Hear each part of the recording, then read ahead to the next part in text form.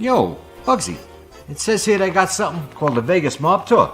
Yeah, Bobby, ain't you heard? It's all about our old friends Sam Giancana, Meyer Lansky, Mo Dalis, and of course yours truly, Bugsy Siegel. Are you kidding? A mob tour about us? Yeah, they take you to where we used to hang out and to all the places where we used to do our crimes. You mean they expose all our secrets? Yeah, but it's okay, because we ain't around anymore. So let's face it, we can't get busted. Hey, you think we can sneak on board and check this out? Of course we can. Forget about it. They'll never even know we're there.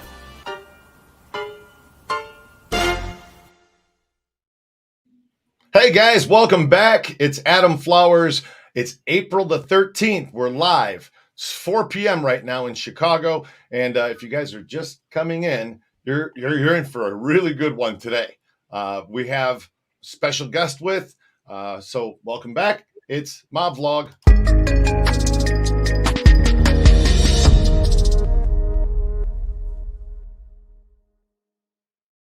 Red, we met. How are you today, sir? I'm doing okay, except for a little noisy throat. Fantastic. Paul Whitcombe, how are you? Hands healed. Hi. Doing good, gentlemen. It's good to be here. Thanks for joining us today. It's good to have you with us. And just Red, I'm sorry, I didn't mean to interrupt you. Your hand, is it better? Here. You were going to show it to me today, and I didn't. Oh, all the stitches are out. Oh yeah. You take them out? Yeah, I took them out there, and I took them out of my face too. There you go. Red the doctor. You bet. Tough guy. So quickly, guys, a couple quick shout outs and hellos. James Guerrero, Anthony DiMartini, Luminous Grin, Frank Ferraro. It's good to see you guys. Brian Glade, Sean Pender, Don Berlin, Eric G, Scott H. It's good to have all of you with David Grimpy. Welcome in Jim Magnifici, like you never miss a show ever. And here you are, Greg Bradshaw, John Wallace. It's good to see you guys. Scott, William Kirchmeyer. It's good to be here today. Joe Clark, Greg Hart out in Florida, Bill Crawley. Welcome, guys. And Homan Sanders. How could we miss Homan? So Homan and Trail Dusty's in the house. Cindy Workman, haven't seen you in a minute on a live. It's good to have you with today. You guys are in for a heck of a show. Be sure to hit the like button, smash it if you're just coming in. Leanne rolling along. It's good to have you with us today. And you guys, I hope you have some questions. And I think you're going to have a lot of questions today for Mr. Paul Whitcombe, because the information that he has stored up in his brain is pretty cool stuff. So I'm excited to hear about it. I'm sure you guys are. Jim Yeager, Greg Polly, all of you. Jack C., it's good to have you with us. Don Ciccio, Deep Porzalo, Brett Scherer, and Bruce City 2. So let's get into things here and start up with what exactly, Paul, is it that you did or you do? I'm a lawyer now, Adam, and I have been for a long time. I won't say how long because it's kind of embarrassing, but I'm what you call a mobologist. I just finished season 1 of Inside the Chicago Outfit, which is a TV show on the VPod network. You can catch the first 8 shows on YouTube now. We covered everything from Sam Giancana to Tony Accardo to Sam Battaglia, and did it in a TV show format. I was just in the Deadly Associates documentary, which was on TV recently, the story of the Seifert family, the murder of Danny Seifert in front of his 4-year-old son. That was just recently shown on TV. It was a great success, a great pleasure to be a part of that. We're working on a couple of books, and we're currently doing a podcast called Joey's Social Club, which is available on Apple and all those other outfit shows. We're hoping to have Mr. Red Wilmette as a guest on here real soon, and we'll let you know when that's coming, but it's going to be coming real soon. So there's a lot of irons in the fire, and I'm really excited to be with you today.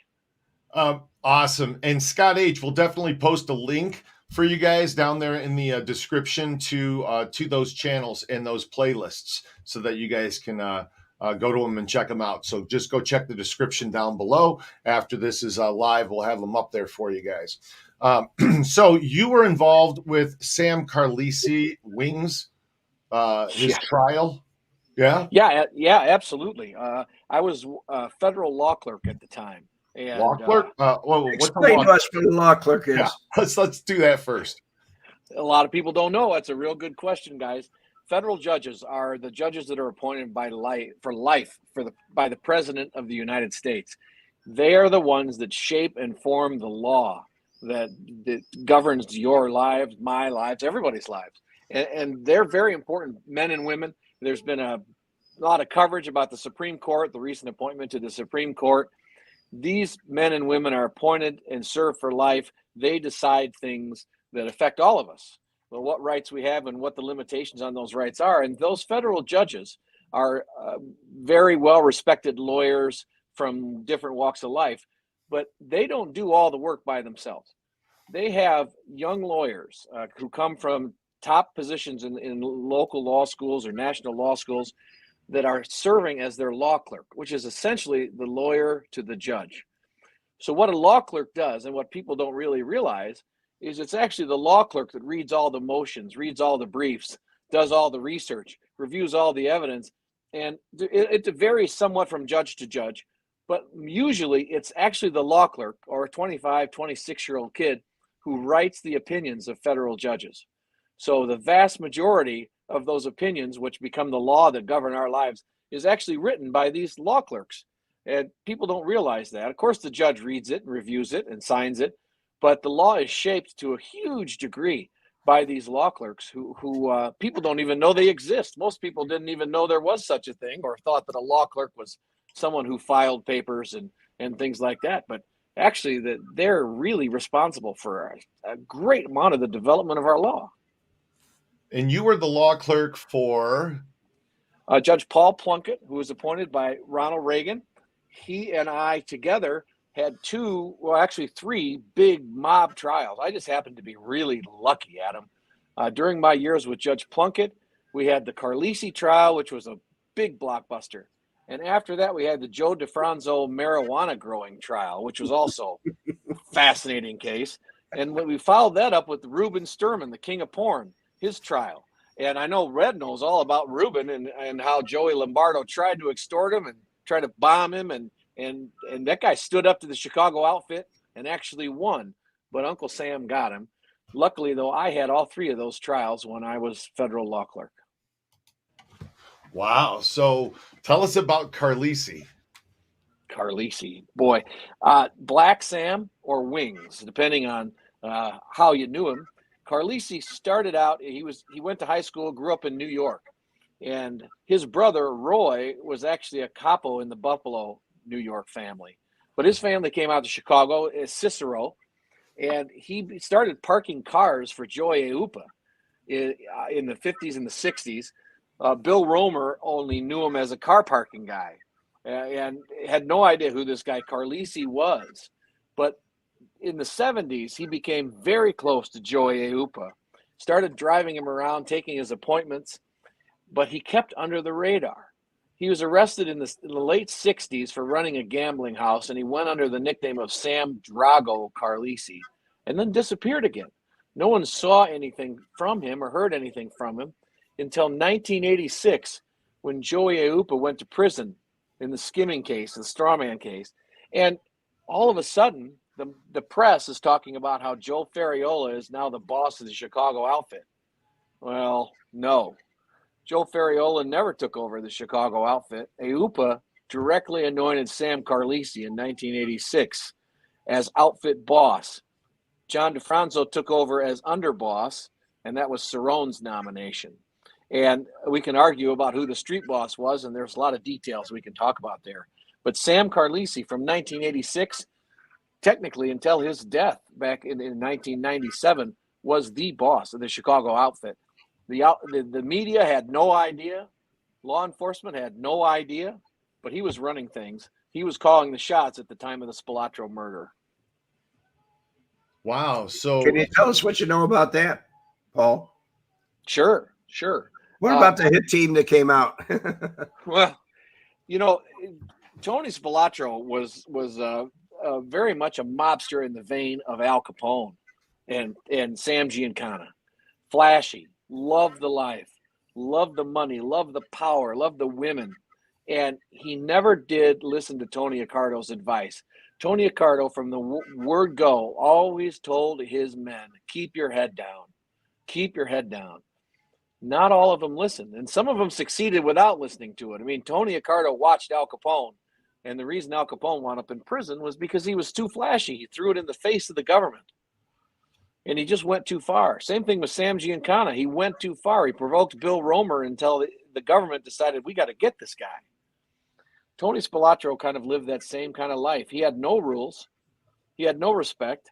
He was immensely powerful. Even though he wasn't a capo in the outfit, he wasn't all but name because he ran Las Vegas. He was the most powerful influence in Southern California. If you were to look at mob watchers in Los Angeles and San Diego and San Francisco, they would have thought of Tony Spilotro as one of the top 4 mob powers in the country. Now, Joey Upa would have thought it differently, but he had a lot of sway out west, and he was very flashy. He was so arrogant about it that he made it pretty clear that his ambition was to become boss of the outfit. He even went to Tony Accardo in Palm Springs and proposed the idea to him. That takes an awful lot of guts. But you understand, this is the 70s. The outfit is aging out. People are dying or going to prison. The real bright lights just aren't there, except for Accardo, Alex, and Eupa, who are running it together. Cerrone's still in prison, and Eupa can't stand Cerrone, and that's a whole show in itself right there.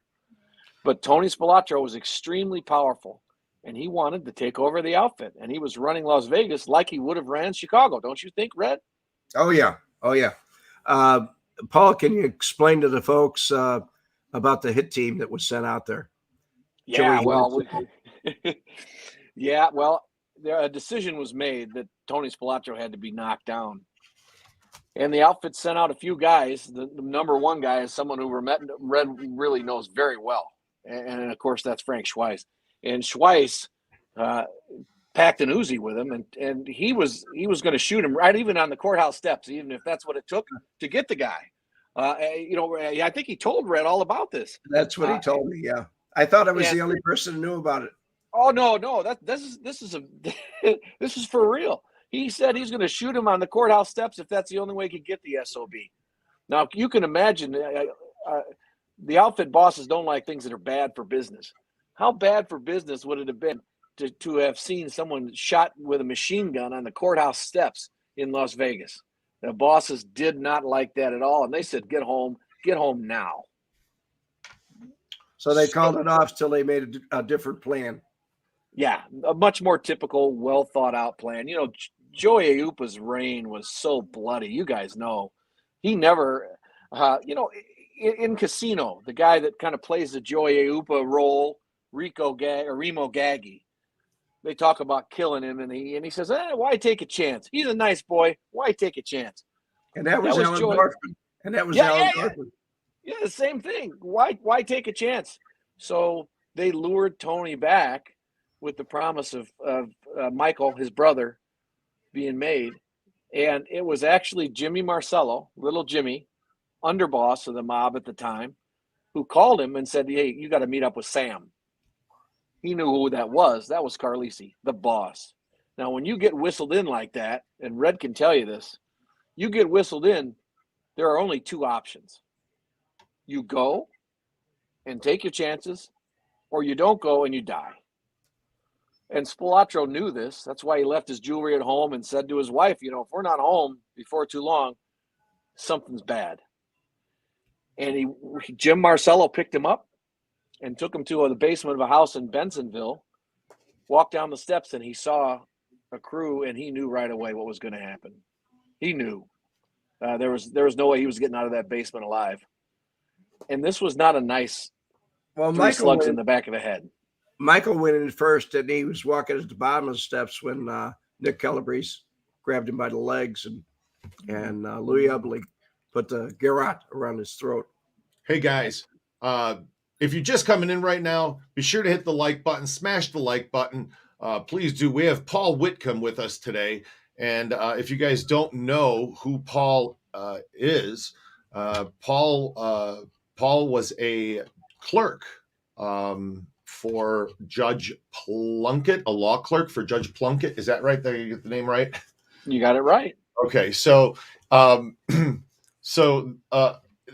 basically what a law clerk is, according to Joey Aiuppa, it's like an underboss for the judge. Yeah, well, very much like that. Maybe more like a street boss. Okay. Actually putting into effect the judge's wishes. And for example, during the Carlisi trial, if there's an objection and it was complicated, the judge and I would go down from the bench and go into chambers, and we'd discuss it. And we'd discuss what the evidence was. He would ask me to brush him up on the law, and then I would write up his opinion if it was something that had to be written. Then we'd go back into the courtroom, and he would give the opinion from there. So back to the Spilotros in the killing. I thought that they were still alive when they buried them. Well, there's been talk about that there was dirt in their lungs, which would indicate they were still respirating when they were thrown in there. Nobody knows for sure. I mean, like I said, this wasn't 3 bullets in the head. This was hands and fists and a rope or a piano wire, and they were choked, kicked, hit, and killed that way, and by the top men in all the crews in the city. So there's nobody that could escape liability for this. Everybody was culpable together. That was part of the plan. You don't just hit a guy like Spilotro and not be concerned about the effect. That's why you saw the guys, all the big guys from the big crews were all there and all participated. So nobody could stay clean. Specifically, do you know the names of who? Because I know wasn't Frank Schweiss there? Schweiss, Calabrese, 1 and 2, Nick and Frank, DeFronzo, Carlisi. I mean, these guys, you got the boss and the underboss Louis partaking. Louis the Mooch was there. This was not long before he died. He wasn't well at the time. No, he had pancreatic cancer. He died in 1987. Yeah, so not long after this, he died. But you're talking about Grand Avenue, Cicero, Elmwood Park. Everybody's there, and everybody's taking part in it. Wow. Now, there was some screw ups whenever the next crew was to take the brothers to bury him, right? Unfortunately, Albert Taco, Albert Taco screwed that up to the end. Boy, did he ever! And he had just won the Chop Shop War, and wound up killing Jimmy the Bomber and all of his men, and taking over the Chop Shop and taking over the Chinatown crew, and he screwed it up badly. The guys got spooked. A car went by. They all went off running in different directions. Half of them didn't have a flashlight. So he wound up calling his wife for a ride home. Can you imagine calling your wife and saying, "Dear, I just buried these 2 bodies, and I'll be damned if I didn't get lost in the woods." Wasn't that on a wiretap? Wasn't that on a wiretap? Are you serious? That's exactly what he said, like that? I don't know exactly what he said, but I know that Betty wound up testifying against him at his trial. That she went and picked him up, and that he was covered in dirt, and he told her what had happened, and she hated him so much that she testified against him. I think he got 200 years, didn't he, Red? Yes, he did. Yeah, and he never got out of prison, but he screwed it up so badly. And then a farmer noticed the disturbed ground because they never finished burying it. Interestingly, a few hundred yards away from this big hole they dug was Joy Aiuppa's old hunting lodge. Mm-hmm. So they sure could have found a more inconspicuous place to bury these bodies. Paul, I was told that they were supposed to bury him in the hunting lodge, but the roots were too much, so they took the cornfield, which was easy, fertile ground to dig up. Right. The cutting corners, right, Red? It never pays to cut corners. Yeah. And the guys were in their underwear. You've seen the pictures are horrific of what was left of these 2 guys. And they left their Continental, their Mark 7. I think it was a Mark 7. They found it at the airport, cigarette in the ashtray, and they knew something was wrong right away when he didn't show up the next day. And the media was all over with speculation about whether he was in hiding or what was going on. And of course, it wasn't long before the bodies were found, and that it was an uproar in the underworld about this and the way it was messed up. And it's right up there with the Seifert murder, the way it was botched. and how furious Ayupa was. Of course, by now Ayupa's in prison. Carlisi's the boss, and this is how his tenure gets started. Wow. Wow. Sean Pender wants to know, El Taco, did he die in Terre Haute prison? I'm not certain about that, or if he was transferred to the medical facility in Minnesota. Or Minnesota. Oh. Yeah, I'm not sure. I'm not sure where he died. He didn't get out. I know that much. Yeah. Javier is saying Frank Calabrese's claim that he was recovering from brain surgery in Florida when the Spilotro murders took place.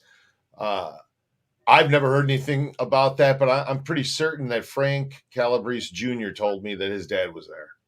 Yeah, I don't think there's any question that his dad was there. Frank Calabrese, there's no way he's going to be left out of this. They were going to spread the blame around to everybody, so nobody could use it to make a power play. Oh, the tape that they found, Scott H., the tape they found in Michael's car was the James Bond's 13 hits. Listening to, I can imagine them. I have that album, and I used to play it all the time. And can you imagine Tony Spilotro playing that while he's on the way to pull off some job? Just man with the golden gun or what, Goldfinger or whatever. His car wasn't exactly at the airport. It was at the motel there, wasn't it? That was a common place where everybody used to meet at that motel. Yeah, right up there by the airport. Yeah, exactly right. Yeah, I don't know if it was Michael's or his, but it was a beautiful Mark 7 Lincoln. You had a couple of those, didn't you, Red? Mark 4, Mark 5, Mark 6, Mark 7. Yeah. Gorgeous cars. Gorgeous cars. All right, so Keith Helton saying, who else was with Taco? I don't know that everybody knows everybody that was involved in that, and not major players. So that was not a trial that I handled, but let's just say that whoever it was, it didn't turn out very well. Wasn't Chucky Nicoletti there? I've heard that. I've heard that, but by this time, Nicoletti was on his way out as well. So, guys, if you're just coming in, be sure to smash the like button. Today we have with us Paul Whitcombe. He was a law clerk for federal Judge Plunkett and was involved with several cases. And if you don't know what a law clerk does, basically they do all the work. So, so that's who we have with us. And if you guys have questions, please be sure to put them in the side comment. Hit the like button. Albert died of a stroke in Terre Haute, according to Don Ciccio di Porzalo. Thanks, Don, for chiming in there. Farracotta, Street Stories. Anthony saying Farracotta. Farracotta was there? He was on the burial crew. He was on that? Feccarata, yeah. Feccarata, that's certainly a big stoop, right? Oh, sorry, Feccarata. Did I say Farracotta? It's easy to do. So many vowels. A good story, Adam and Red, to tell you about what a law clerk does is during the Carlisi trial, there was a Cuban documentary on TV that aired. You might remember Lenny Patrick was the informant that turned against Sam Carlisi. To that point, Lenny Patrick was the highest ranking member of the Chicago outfit ever to turn state's evidence. And during the trial, he's testifying. Cuban TV aired a documentary that said Lenny Patrick was the gunman on the grassy knoll that shot JFK. And so they wanted to be able to tell the jury, listen, this guy that you are listening to killed JFK. You can't believe a word he says. So what Judge Plunkett did was he ordered the Justice Department to turn over all of the sealed Kennedy assassination files about this. And he put them in his jury room. And he gave me 3 weeks and said, you got to go through all these files and then report back to me and let me know, was Lenny Patrick the gunman on the grassy knoll? So that was 3 weeks that I'll never forget. Wow. That's a lot of work. That's a lot of work. Yeah, it was a lot of work, but it was a lot of fun, too. Fascinating. It had to have been fascinating to sit there and go through that. What a great opportunity it was. And Lenny Patrick had one heck of a career. I mean, the guy was something else. He murdered all 7 or 8 people that he admitted, and there have been people that claim that he was a gunman and that Chucky Nicoletti was there also. And I'm sure you've heard that as well. But this was a legit claim from Cuban TV that just happened to air, And Tom Sullivan, who was the former U.S. attorney, was Carlisi's attorney, and he wanted to bring that evidence into the trial. So I got that fantastic opportunity to look at those files. Didn't you also work for Jenner and Block? I did. Yes, I went to work for Tom Sullivan at Jenner and Block in later years. Very good attorney. Tom was a fantastic attorney.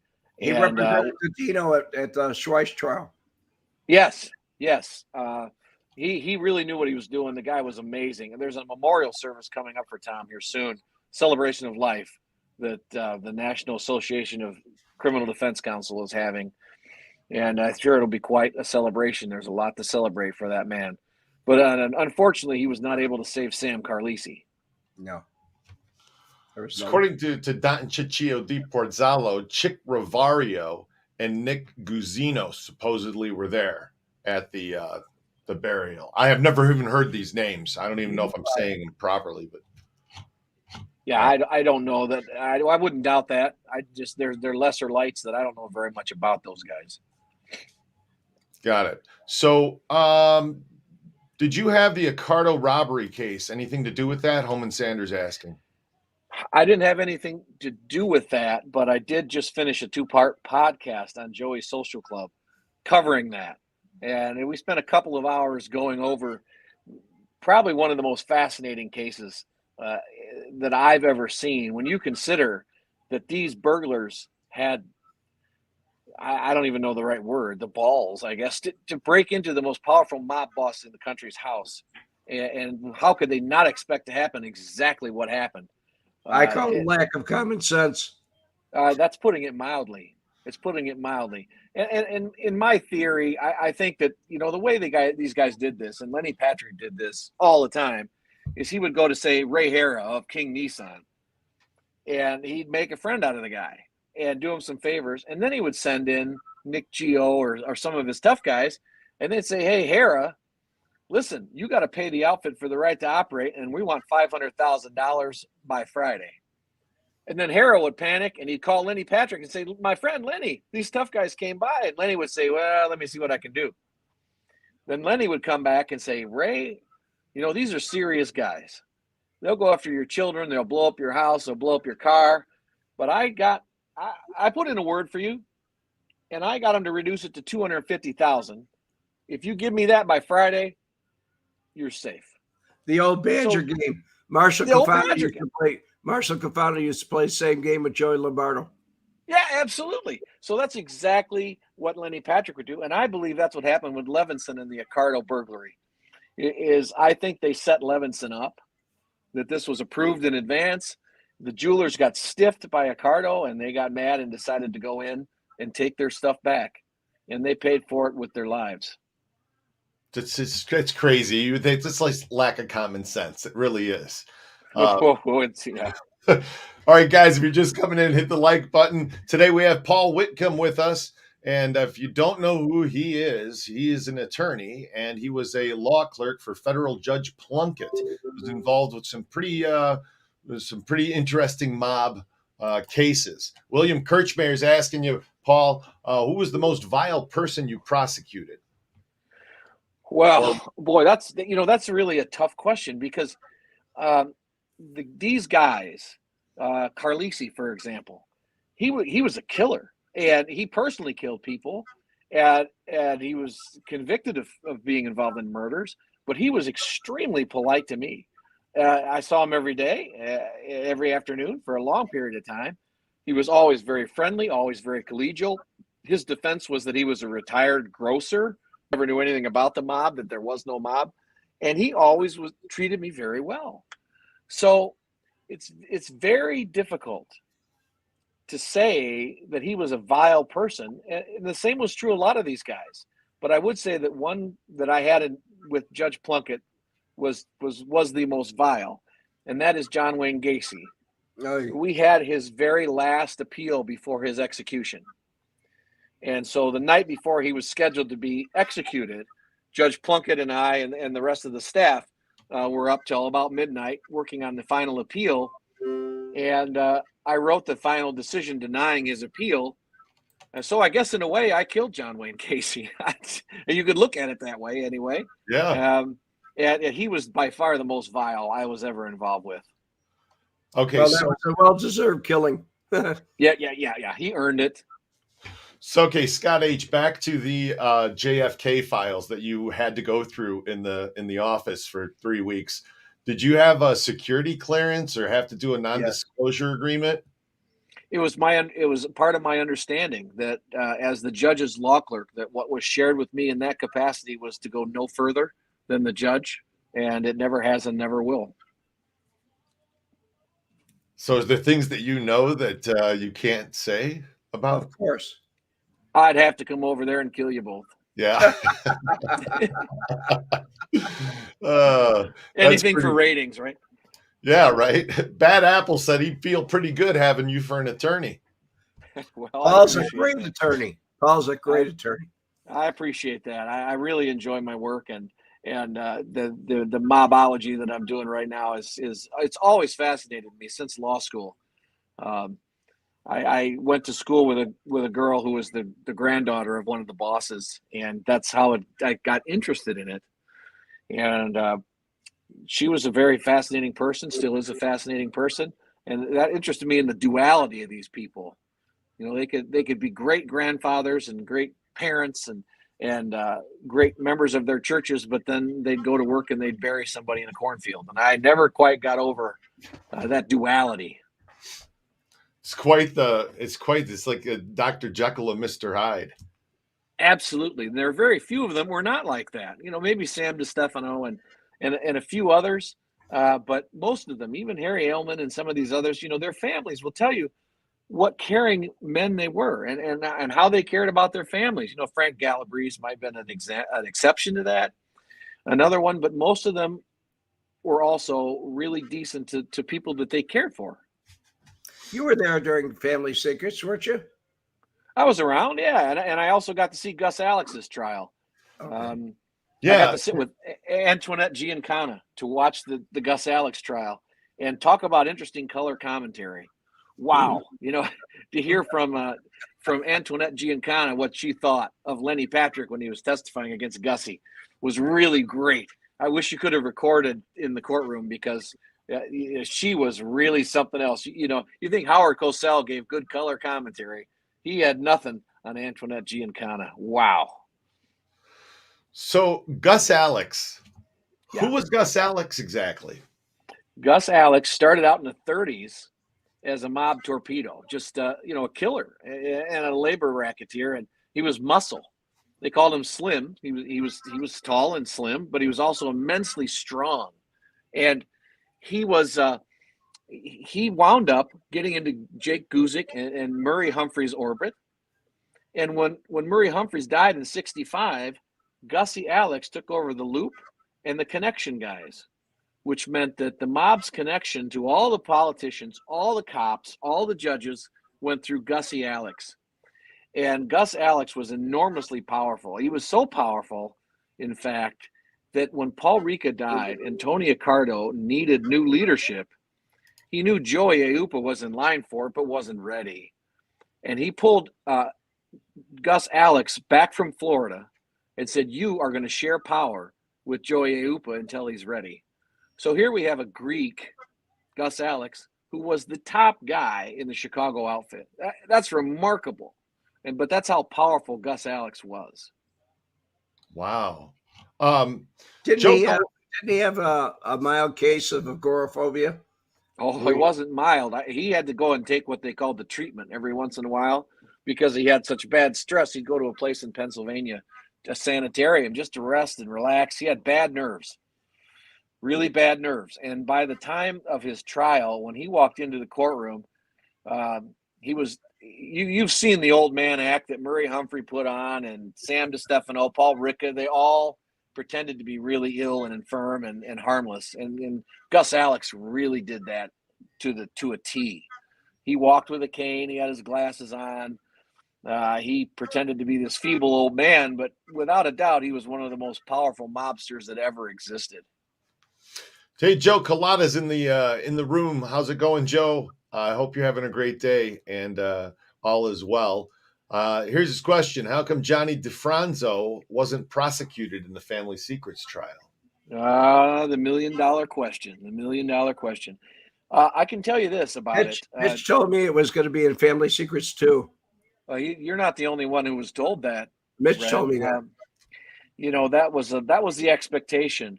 But John DeFranzo was convicted with Carlisi, Don Angelini, and some others, Joe Spads, and some others in California for infiltrating an Indian casino. You know what happens when you're convicted with RICO as a mob boss? You get a lot of years. DeFranzo served less than 18 months. The case was reversed on appeal. He was not indicted in the Carlisi trial, which is very interesting as well. And when Carlisi was incapacitated, he rose from underboss to boss. He then disassembled the Elmwood Park crew, put him on the bench, so there was nothing that could come back to touch him. His own crew was essentially deactivated, and they all pretty much starved. Not literally starved, but they were starved for business.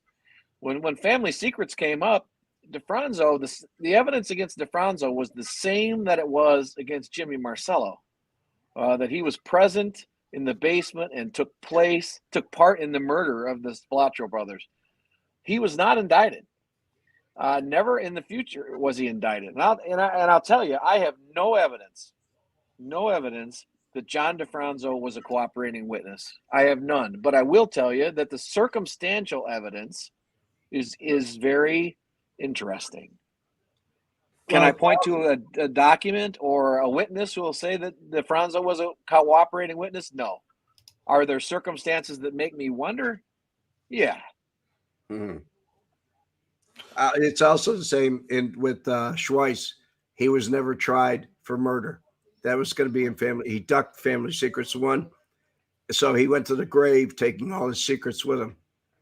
Absolutely right. Absolutely right.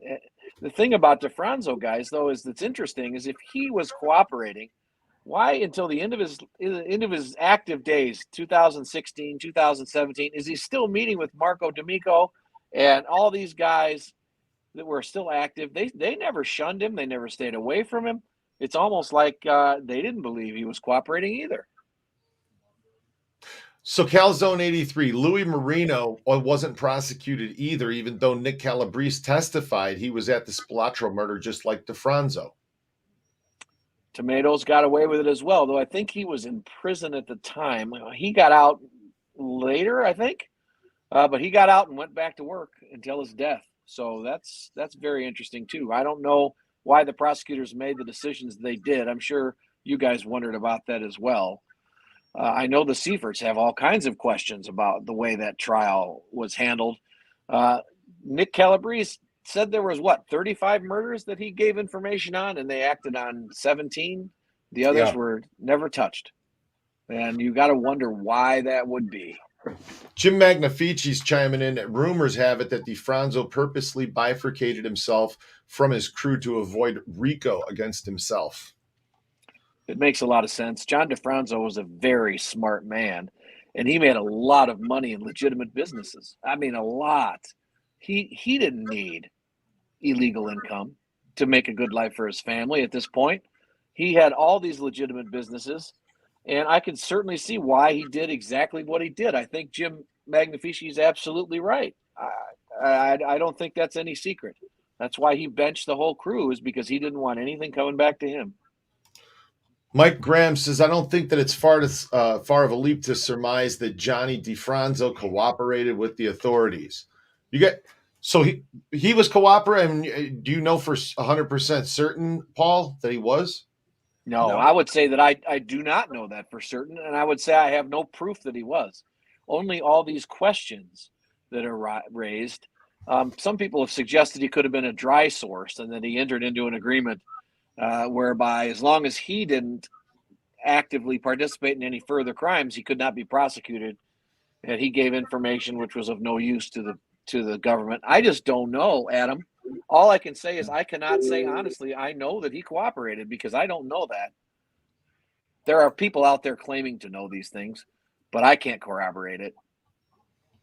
Wow. Okay. I heard that he was, but again, it's just what I hear or I read. So, Mitch Mars went over it lightly with me, very lightly with me. What do you think, Red? I asked who was going to be at that trial, and he went down the people with me. Some I knew, some I didn't know. I didn't know him, but All right. briefly, he said he wasn't going to be there. So Brian Glade, I haven't been passing up your question, but here, let's read it. In the early 80s, it's been said that Solly D and Lou Marino ran the secret casino in Libertyville where the Rouse murders took place. Did you ever work those cases or know anything about them? I did not work those cases. I know that, of course, Louis Marino is gone. Solly D is in ill health and just kind of wants to be left alone. And my feeling about these guys that are still alive that have done their sentence is I just like to leave those guys alone. I don't think that they want anything to do with this anymore, and there's certainly no proof that they have anything to do with it anymore. So I just leave those guys alone. Well, Joe Coladas just chimed in here. I heard that he was a dry snitch. Yeah, that's what I suggested earlier, that he was giving useless information and staying out of active mob involvement. That's been suggested. So Joe Colada is not the first to suggest that. I've never heard a dry snitch before. What exactly does that mean? It's a legal term for lawyers. Yeah. It means that whatever they're giving is useless. They're giving information that can't be used, and walking a thin line. A lot of mob turncoats did this kind of thing. Dick Kane did it, and there were others that were giving information their whole lives. Louis Fratto, turns out, was one of these also. Ralph Pierce was probably sporting goods that Romer talked about. So even though there's this legend that nobody ever turned on the outfit, in fact, quite a few people were informing all along. Was it Butch Blassie with Romer? Yes, Butch Blassie was another example. The only thing he would never talk about was the killing of Giancana. Okay, Calzone 83. What do you think? Who do you think pulled the trigger on Giancana? Oh, there's a million theories, and most of them point back to a couple of different guys. Now, some people say Spilotro, and I say no way, because Spilotro was a neighbor, and the last thing you're going to do is take a dump in your own backyard. I think Spilotro was too clever for that, and he was also very, very close to Giancana. I think Giancana loved the kid. Butch Blassie had the access. They found the gun in the median on the way between the two homes. I think that it had to either be Blassie or Nicoletti, but I think it's Blassie, and I don't think there's much question that it was him, especially with the way he dealt with Romer. He said, "Mr. Romer, I'll answer any of your questions but that." And I would say it was definitely him, though none of us will ever know for sure, because the Chicago police detail decided to take a break conveniently for the killer. Wow. And when I talked to Captain Duffy about that, he told me he was just called off. That was it. I said, "What are you doing in Oak Park?" And he said, we were set to go, and we were called off at the last minute, and all of a sudden he died. Yeah. So yeah. Blassie was an informant. Ever hear anything about that? Oh, yeah. Yeah, he was an informant for Romer, for sure. He got benched largely after Giancana was deposed in the 60s. He was trying to make living selling real estate, didn't do real well at it. Romer approached him and was successful in getting information. The problem is he didn't know anything. Once Giancana was out of power, all the old 42s were being moved out of power. With the death of Milwaukee Phil, that was about it. Chucky English survived quite a while longer, and Nicoletti, but with the death of Rika, the age of the 42s was over, and I don't think Butch really had much information to share. Didn't Chuck retire, and Chucky English retire and then come back? Tried to, didn't he? Yeah. It didn't work out too well. No. Hey, thanks a bunch for the super sticker, Enorm. Our Cooley claimed that Dante robbed the Purolator truck. Any truth? Yeah, I don't know about that. I've The heard that. 1974 pure later robbery. Yeah, I've heard different stories about that, and I do not know if he's the one who did it or not. Sal Bastone, High Larner. Any info on them? Well, High Larner is kind of like the stealth mobster. He ran in the background, was a very important money man. I don't know if you ever ran into him at American Bonding or not, Red, but he pretty much flew under the radar, but was a really important guy with real important connections that very few of us know anything about, and I'd be one of them. He got along well with Irv Weiner. He sure did. Yeah. He sure did. And there's another name that he was incredibly influential. And I remember that the Tribune ran a story calling him a soldier in the outfit, and he said he was insulted by the demotion. Smash the like button, guys. If you're just coming in, be sure to hit it. We have Paul Whitcombe on the show, as well as Red Wimet and me. So if you guys have questions, put them in the comments on the side. If you don't know who Paul is, he was a law clerk for federal Judge Plunkett and was involved in a lot of mob cases. He also is working on a show. Richard Spilotro just chimed in. What's going on with your show with Joey? Could you tell us about it quickly? Yeah, actually, we completed season 1. We got 13 episodes. The first 8 are available on YouTube. If you go to the VPod channel on YouTube, you can watch episodes 1 through 8 at your convenience. There are a lot of things going right now with regard to a season 2 or an upgraded version. As you recall, that show, we sat around a table and pretty much just chewed the fat about things. But we're working on an upgraded version with flashier graphics and video and pictures and things like that. There are definitely some things in the works right there. In the meantime, as the negotiations are taking place there, you can catch us on Joey's Social Club, which is, you can find that on Facebook. You can find that on Apple Podcasts, on Anchor FM, Spotify. It's on YouTube. We'll keep going. It's on YouTube as well. Thank you, Red.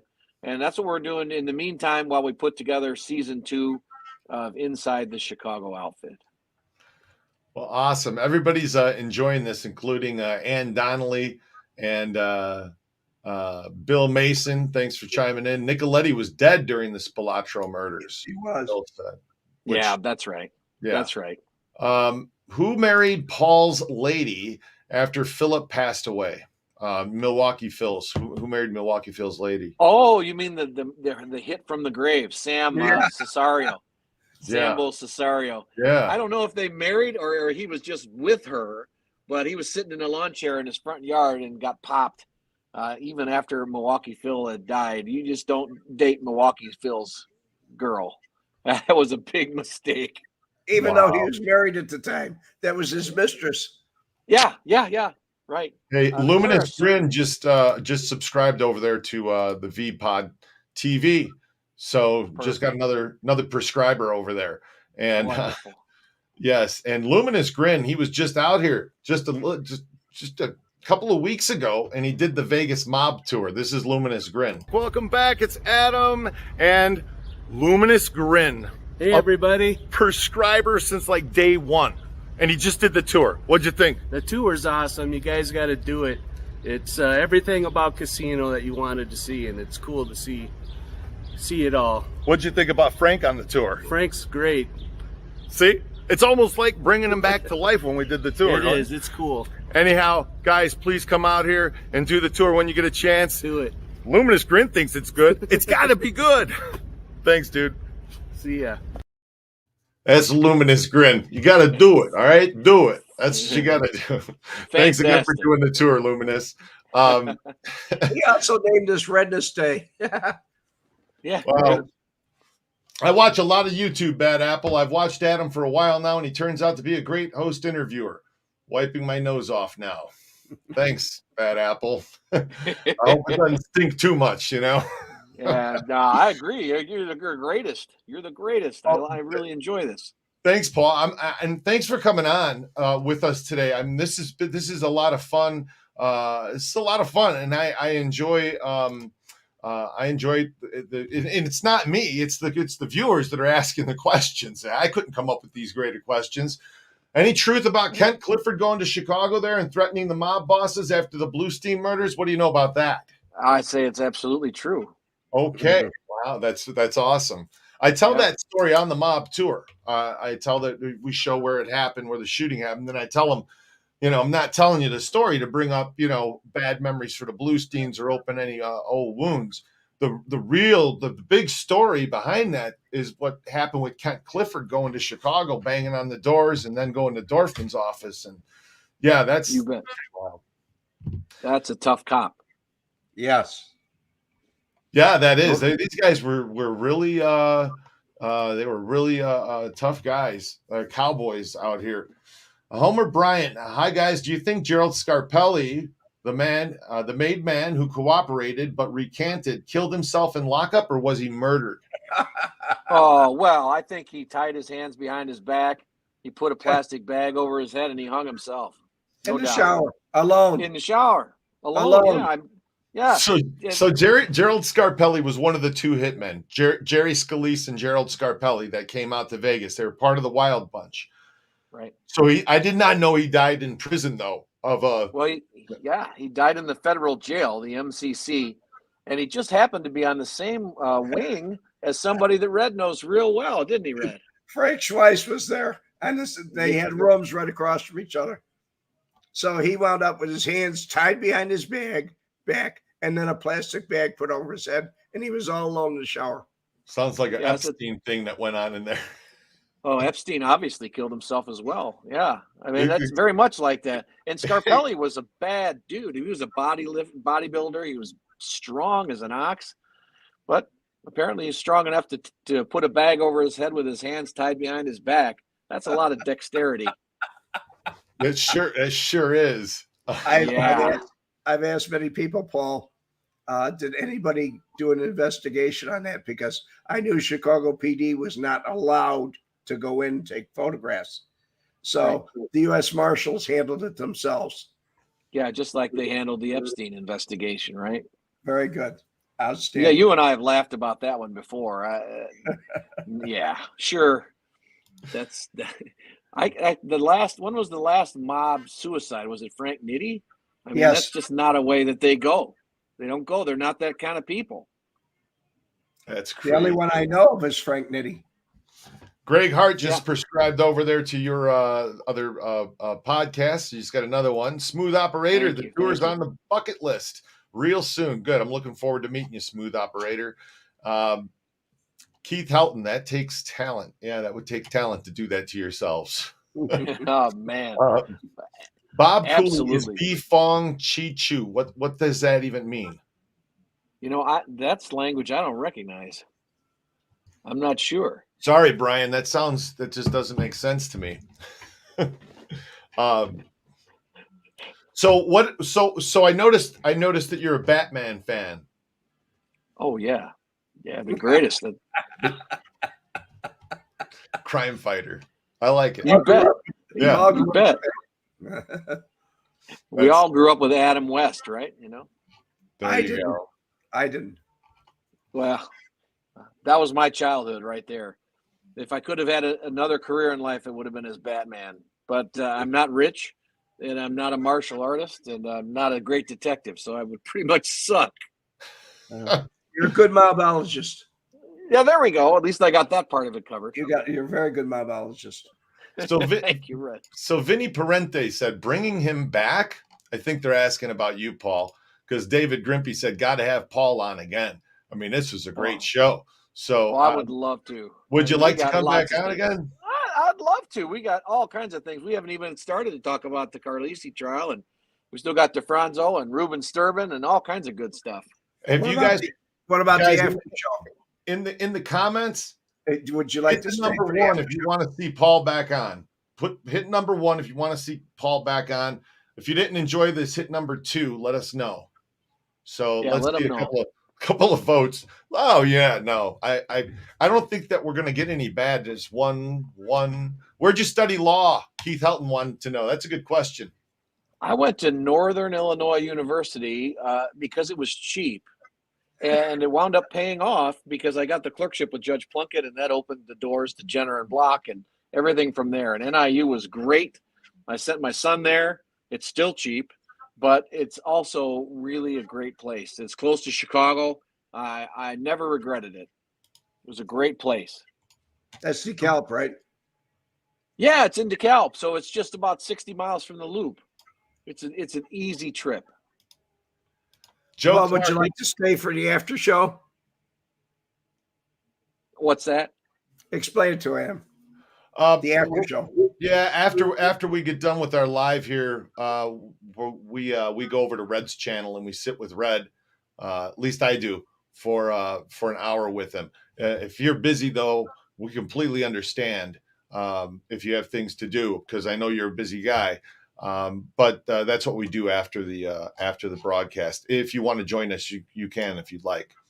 I appreciate that, but I don't have the opportunity to do that today. But maybe in the future, I would love to. Sure. Norm, Paul and Gary Jenkins all at the same time. Ooh, Gary Jenkins and Paul. I love Gary. I've done his show and he's done ours, and we're working together on some projects in the future. So I would love to do that. That's awesome. And we'd like to have you back on. Chris Edmondson said a great show. Scott H said bring it back on again. And Michael Graham, he went to NIU before they had law school. Yeah, you know what? Oh, we just lost you, Paul. We just lost your audio. No audio. Can't hear you. Oh, I don't know what's going on. There you go. Your you go. Bluetooth disconnected probably. Am I okay now? You're fine. Oh, okay, good. I don't know what happened. But Yeah, now so I'm there back. used to be no law school, I guess, at NIU. Yeah, they bought the law school from National Louis University. I didn't know you could buy a law school, but apparently you can do that. You know, go on eBay or whatever and buy yourself a law school, and they made a success out of it. Wow. So Pretty I wild. really enjoy it. Greg Polly, better and better every episode. Had been wondering how you can keep it up. Thank you. Well, I'm glad you're enjoying it, Greg. I had no idea. I honestly did not know how this show was going to keep going, and it's just been what the heck? It's been a fun experience. You know, I'm getting you guys are great. people that I normally wouldn't, get to talk to, like John Drummond or Paul Whitcombe, right? It's I don't pretty, belong in cool. the same breath as John Drummond, but I appreciate that. Even Anthony DiMartini, different people that all have, great stories. Joe Collada said, great show. Have him back. I'm glad everybody's fascinated. There's one person that said a 2. Everybody said one. Everybody said one. Yeah, we got all the ones. I appreciate that. It's an honor, guys. It's an honor to be able to talk to you. I've always loved the show, and it's just great to be on. Really great. Well, thank you so much for spending an hour with us. It's been a lot of fun. I mean, a lot of fun.